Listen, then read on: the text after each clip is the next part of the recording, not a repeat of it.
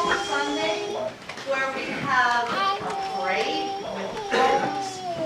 That was regularly done in ancient times when there was something to celebrate, a victory, a triumph. And we sing hosannas. We call out Hosanna, which in ancient times before Jesus was a call to God for deliverance. And once the Messiah had come, it was a sign to Jesus Christ as the Messiah, and thanksgiving and celebration for the deliverance that he gives all of us.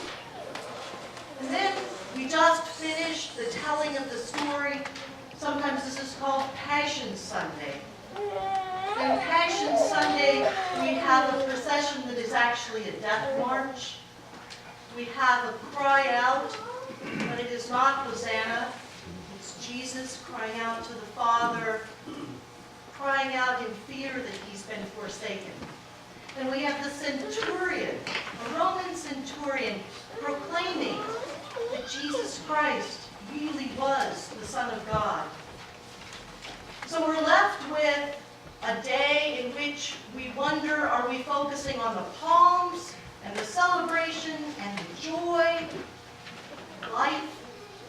Or are we celebrating and focusing on the passion, the death of Jesus, the sorrow that we all feel? And the call of the gospel for us today and every day is to be fully present to all of these things, which for many of us in our lives in a given day sometimes happen all at the same time. We're called to both recognize defeat and victory, understanding our limitations as human beings, while we also welcome in the grace of God that allows us and assists us to do things that we could never imagine. We see in the shame and the painful death of Jesus on the cross the glory of God. We know the suffering and pain and the sorrow that happens throughout our world. We also are invited to remember and celebrate the creativity, the joy that happens with things new.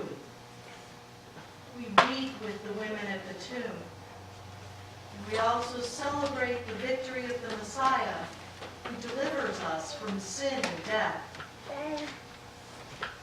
We hold the emptiness and the hollowness that we know when something dies, when something ends.